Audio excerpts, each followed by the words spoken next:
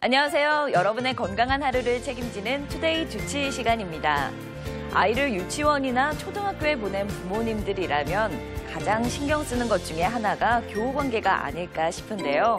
유독 친구와 어울리지도 못하고 혼자 노는 아이들이 있습니다. 사회성이 없는 우리 아이, 어떻게 해야 할지 프라임 한의원 천영호 원장님 모시고 자세히 알아보죠. 원장님 안녕하세요. 사회성이 없다는 게 구체적으로 어느 정도면 문제가 될까요?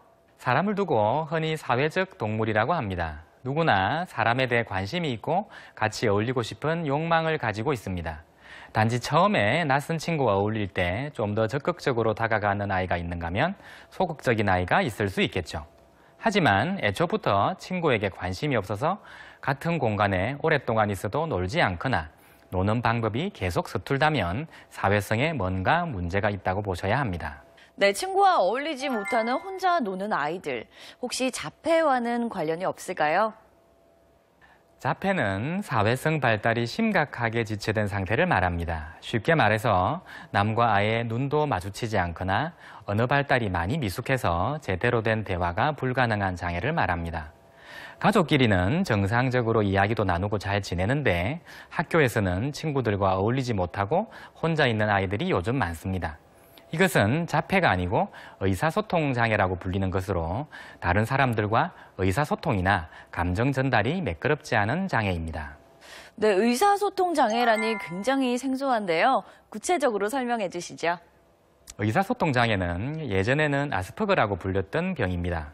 대부분 지능은 정상적이라서 학습에는 별 문제가 없는데 친구가 말을 해도 귀담아 듣지 못하고 자기 관심사에 대해서만 이야기를 한다거나 분위기에 맞지 않는 엉뚱한 이야기를 하고 친구가 좋다는 표현을 해도 싫다는 표현으로 받아들이는 경우도 종종 있습니다. 흔히 주변에서 4차원이라는 이야기를 듣기가 쉽죠. 네, 그런 건 일종의 성격 문제가 아닐까 생각이 되기도 하는데 치료로 호전이 될 수 있을까요? 네, 물론입니다.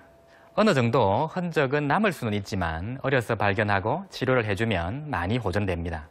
실제로 이런 아이들을 그대로 놔두면 사춘기를 지나면서 점점 더 외톨이가 되거나 학교를 그만두는 아이들도 있고요.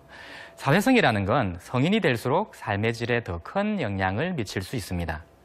사회에 진출하더라도 상사의 지시를 잘 이해하지 못해서 엉뚱한 일을 하게 되거나 학교뿐만 아니라 직장에도 적응하기가 어려워 사회에서 고립되기 쉽습니다. 네, 친구와 어울리지도 못하고 혼자 노는 아이, 어떻게 도와주면 좋을지 양육법도 좀 설명해 주시죠. 사회성이 부족한 아이들은 유치원 생활만 해봐도 어느 정도 표시가 납니다. 이런 아이는 학습에 무리하게 욕심을 내기보다는 애완동물을 키우거나 야외 활동을 더 많이 하고 서너 명 정도의 작은 소그룹을 만들어서 친구들과 자주 어울릴 수 있는 환경을 만들어주는 것이 좋습니다. 반면 전자기기나 게임같이 무생물을 이용한 놀이는 최대한 피하는 것이 좋습니다. 지금까지 도움 말씀 주신 프라임 한의원 천영호 원장님 고맙습니다. 아이가 유난히 친구와 어울리지 못하고 의사소통이 어렵다면 단순히 성격 탓이 아닐 수도 있습니다. 적절한 치료를 통해서 얼마든지 개선될 수 있다는 것 기억하셔야겠습니다. 지금까지 투데이 주치의였습니다.